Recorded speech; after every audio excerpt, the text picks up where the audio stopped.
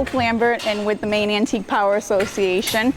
This year is our 50th anniversary, 50 years in that it's been going. This is our Skowhegan building on the Skowhegan Fairgrounds. We have a second building located on the Cumberland Fairgrounds. And just give you a little tour around here. So we do have a little bit of merchandise for sale. We always have some tools, just random things, whatever. Actually, I'm going to take that off.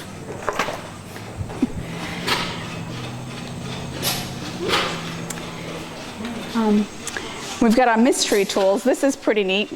We do have numbered with a little booklet for cheat sheets. Some of them, as you can see, we don't know the answers to all of them. But we've found quite a few answers just from fairgoers coming and remembering this stuff from when they were kids or their grandparents having it.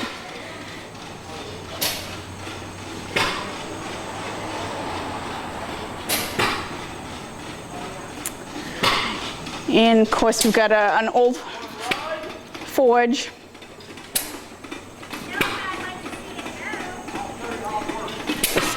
Sterling hot air engine. We've got a variety of different engines. And what does this do? Or what's the role? So this one, we don't have it running, but it does convert, actually it just uses the heat to turn it into energy.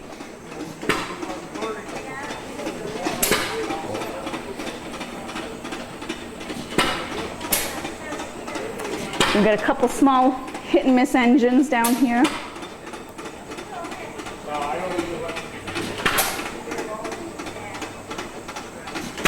And we do have some engines in the building that are for sale, but if anyone's ever interested in purchasing an engine, we have some club members that are always looking to sell something or can connect you to people who are willing to sell something. These are pretty interesting. These are the molds for making the casting of the different pieces of the engines. And we've got those kind of on all of our partitions. So this would be a mold for, they would pour like cast iron in Right, it? right, and to make the different parts of the engine that they needed. Wow.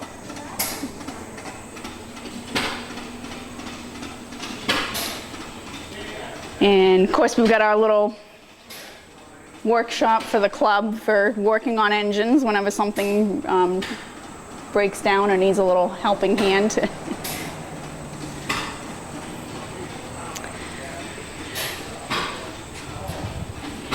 And this is kind of interesting. This is a bean thresher. And on the other side is the pulley. But it's just, I love it because just the system of all the belts that makes all the gears turn inside.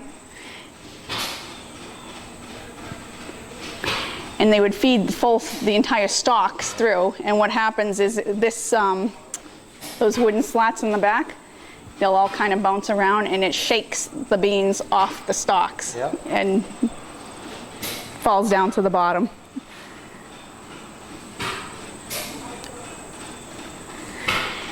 And you can see for the cooling of these engines, they commonly used kerosene, gasoline. We usually use gasoline now. Some of them were water cooled. So this is the hopper. They just put water in there, and as the water heats up, it evaporates, the steam evaporates and pulls the heat away from the engine. Some of them were air cooled.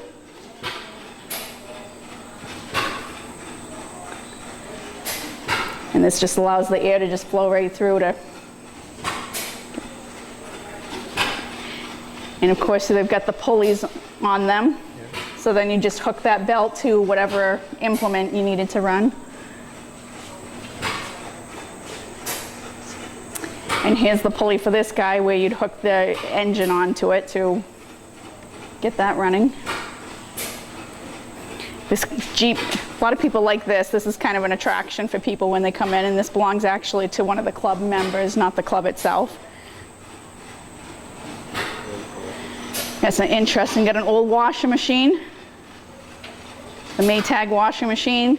They would just, to start it, have a kickstand right here, and they would just push down and They're a beast to start, though. Yeah. There's a gentleman who's in his 90s, and he was telling me how his mother, she'd try to start it every time she needed to do laundry, and she never could get it to go, and she'd start yelling for him to come, and he said, but every time she would try it until she gave up and called for him to do it. But.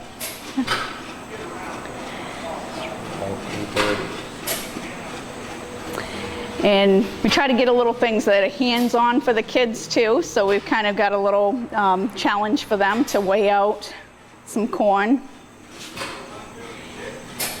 And then of course this to show them kind of semi-taken apart so that they can see the insides.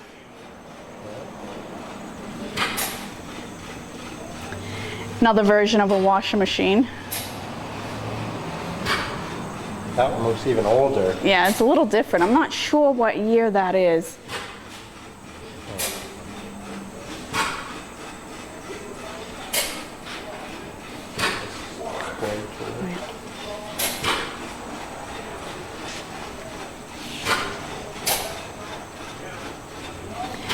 And that's something people get a kick out of too, is our little chainsaw tree.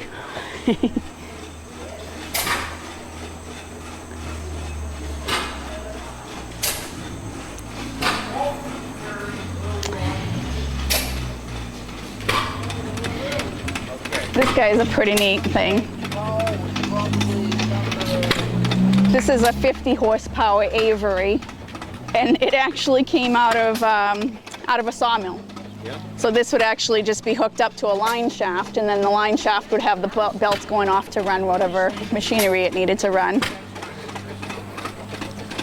And then we've got, again, trying to get the kids a little bit interested into things, to get the next generation into this to keep the club going. This is actually a hydro pump, I want to say, a hydraulic pump.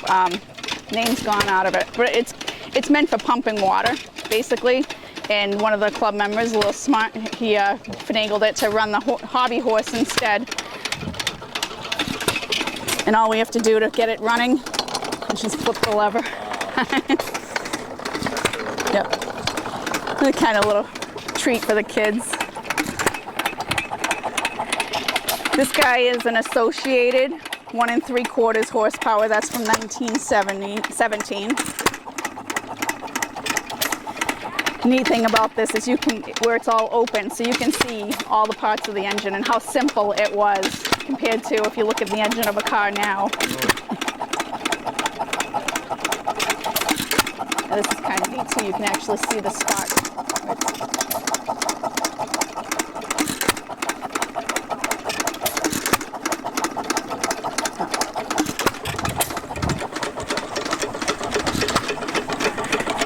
This guy's a unique piece, a stover hook with a water pump.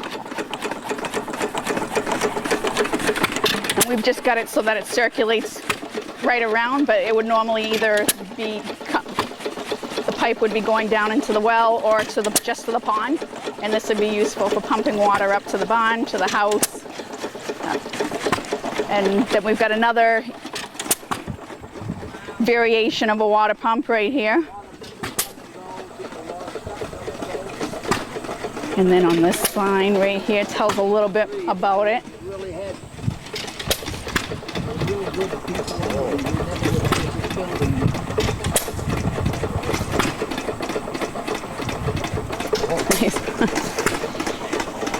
And then, so these engines, they're hit and miss engines, 4-stroke engines. They were commonly used back in the day, where now you've got everything has an engine just built right into it. Then they were actually very common on farms. Yep. They would have 1, maybe 2 engines, and then just move it and run whatever they needed to run that day. Wow. Yeah, so, and they're all cast iron, so they're not easy to move. People say, lucky enough to start this in while he's doing it? Let's try it. Of course, if he's watching, you know it's not going to start. That's typical. I need you to hold that valve in. I can't turn it over without the valve in. Okay. And then I've got it choked already. So let's see if she'll go.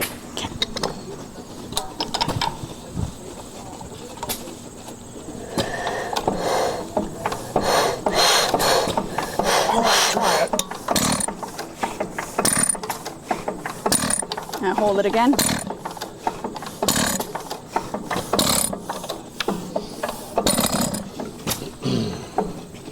Check the needle valve.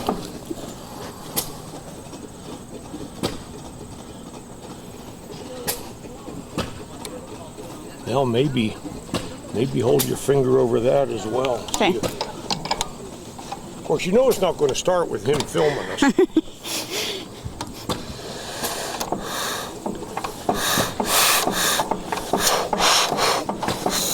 Okay. Oh, Okay, choke on.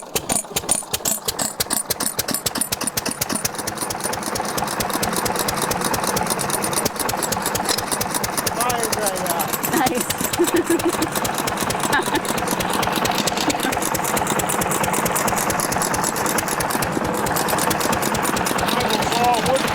Okay.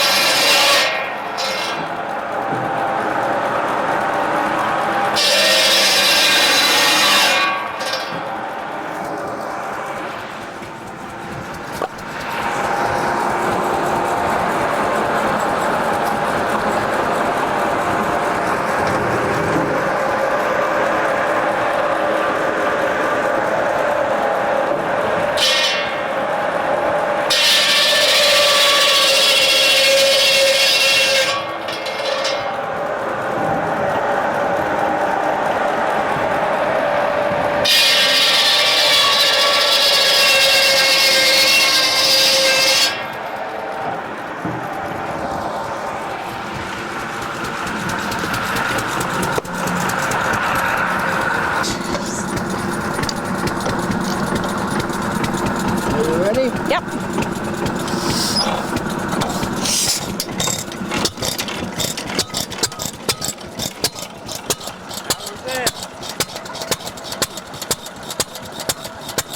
It took him, he had to leave for it to start. That's what happened. Yeah. There you go.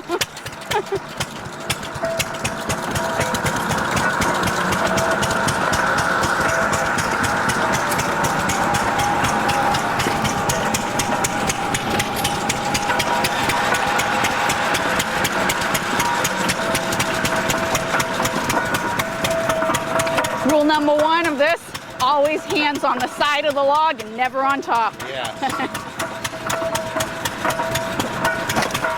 There it goes.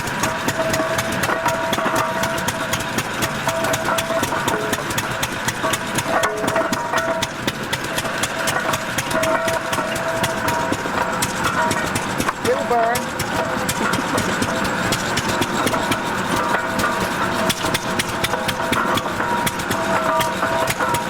So give us a little commentary here. So this is, I believe it's a Hildreth splitter. It's very simple. It just uses the weight of itself Yep. to come and drop down. That's not even really sharp. Yeah. It comes down to a point, but it's not sharp like you think, like a razor blade. It just uses just its weight of itself coming right down on there. Well, like the splitting ball is not really sharp either. Right, yeah, And it's the weight and the momentum of it. exactly. There you go. We actually had a lady that had come through the fair one time. I can't remember if it was this one or Cumberland, but she said she had used one of these when she was 6 years old. She had her hand on top of the log.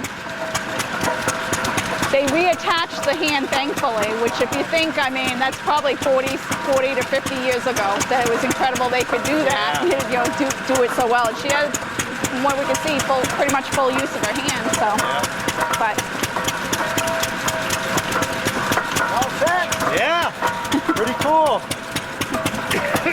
yeah. You see, this is a single head. They had the double-headed ones too, and those you could go through wood really fast. You got one person on either side and Right. just flying right One through. on that, one on that. Great. Yeah. Don, do you know what year this is? 1900. 1900s? Was it a Guess it. Was it a Hildreth? Is that what this is called? The brand? I can't. All I know is the Waterville Iron Works. Where it's The made. Waterville Oh, Iron wow. Works. Okay. So it's made in Waterville. Wow. Yeah. How common would these have been? That I don't know. Yeah. Because they were made to split 4 foot in a Yeah. paper mill. Yeah. Okay. So John, I was the problem. That's what I said. I right walked when you away left. and they got it going. That's What's what the I matter? said. Flooded? That was right. Yeah. What was wet? Yeah, so I'll leave again. Did you show him how to split? He did. John demonstrated the splitting. Yep. Okay. Did good. Did well.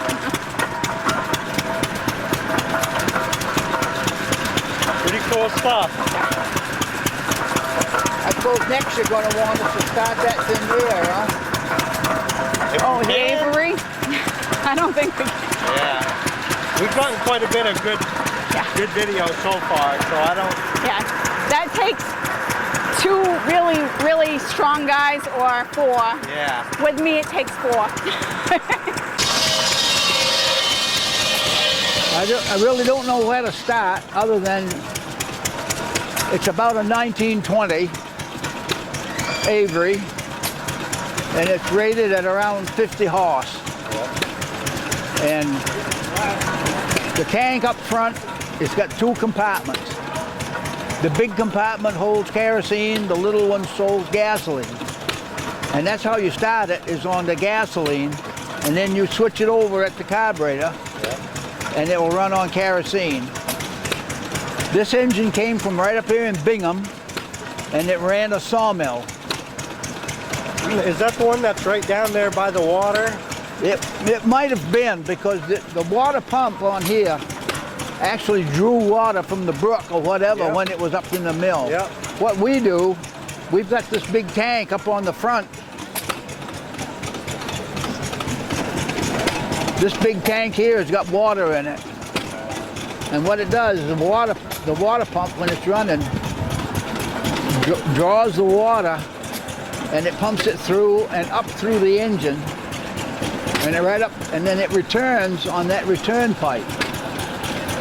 And it goes into there, and then it spreads out and runs down the screen, and that's what keeps it cool. Cool, water cool. Yep. Yep. It never was on a cart. When we manufactured the cart, it's always been a skid style engine. Yep. Yeah.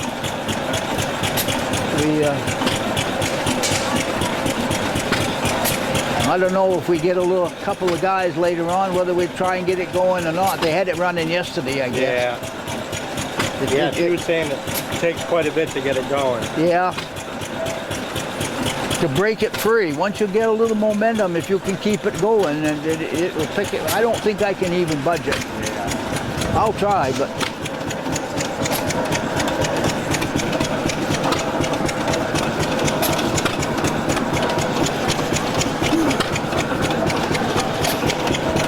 I can't do it. No. Oh, Jesus. Yeah, it takes 2 guys on each flywheel to, when once you get a couple of revolutions to get a little momentum, then it'll. Yeah. We have a smoking problem with it, and we have not been able to cure it. We've had it apart 4 times, and you can see it's got oil. It's and they're noted for that. We have a gentleman out in Ohio that we contact when we had problems or we wanted to know something about them.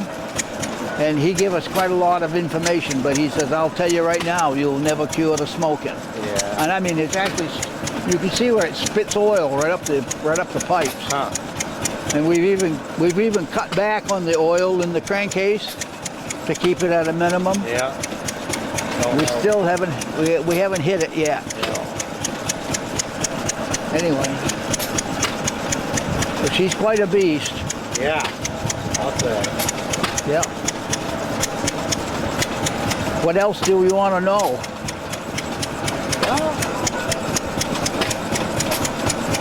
That sounds good. That seems pretty good to me.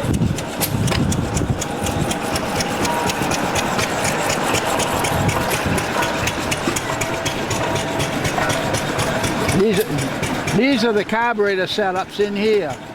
Right now we're working on the gasoline. Yep. That gasoline goes into this bowl and it has its float. Yep. If you were running kerosene, you would start the engine on gasoline and then you would shut it off and it would feed this one with kerosene, and that's what would keep it going. See. Pretty genius how they constructed these things. Yeah, and they had one or two models that they actually put in tractors, Yeah. big tractors. Interesting. I don't know if it's the same guy that we've talked to, but there's one guy out there that's got one, and that tractor will haul, I think it's 12 furrow bottoms, we call it. And he told us, he says, when I'm just idling at the end of the field, he says, they'll smoke like you wouldn't believe. Yeah. But he says, if you put those bottoms in the ground and you start pulling them, that thing will clear right up and it will go the whole length of the field. Wow. But the minute you lift them bottoms out, take the load off, back she comes. Yep. We tried to figure out a way that we could load this, and we don't have a way to do it, and we're not around that much, so we don't get run that much. Yeah. So I think our basic problem is that we just aren't seating the rings that we put in there. Yeah. Do you guys come here in the through the rest of the year when the fair's not running? We have our own show here Yeah. in June, and then we've got another building that we share at Cumberland. She was saying that. So now we're alternating between here and there. Yeah. And we're having a hard time to get members to join up in this area. Yeah. A lot of us have to travel quite a little ways to attend this building. I was curious if you all are from the area or not. No, we were when we came up here, but things have changed. Yeah. And it's getting hard. We try to have 4 people to man this building when it's open. And according to our lease with the Fair Association, we have to have this building open every day that the fair is here. Yeah. We can't get people to come up here to do it. I'm on my 3rd day, and I got one more day this week. I know how that goes because I'm recording now, but I've got, I don't want to say, but it's hard to find reliable people. It's nearly impossible. And some of our members, even though they've got engines of their own, they do not want to come up here and run the club engine because they're afraid something will happen to them. Yeah. And they don't want to bring their own engines up because it's hard to get in on a single day. Yeah. So what do you do? Yeah. Those of us that can do it, we do it. But we're all getting to an age where it's hard to wrestle these things. Yeah. I bet. I know. And you wouldn't think they would get heavier. And they don't get heavier, but we get older, and it makes them heavier. Yeah. So. All right. You got anything else you'd like to tell me about it? I don't think so. I think we did pretty good. Thank you very much. Yeah. So we are always, we do accept donations. We survive on donations basically. And we do give out 2 $500 scholarships per year to Maine students. And our website is MaineAntiquePower.org. We are also on Facebook. And thank you very much. We appreciate the tour. Appreciate you taking the tour. We are also always looking for membership, new members. Membership is $30 for a family or $20 for an individual. And with that membership, if you come to one of our shows, which you can see our show listing on our website, if you come to one of our shows, you bring your hit and miss engine with you and display it, then you're actually covered under the club's insurance during the show. So you do get some benefits out of that as well. Thanks again.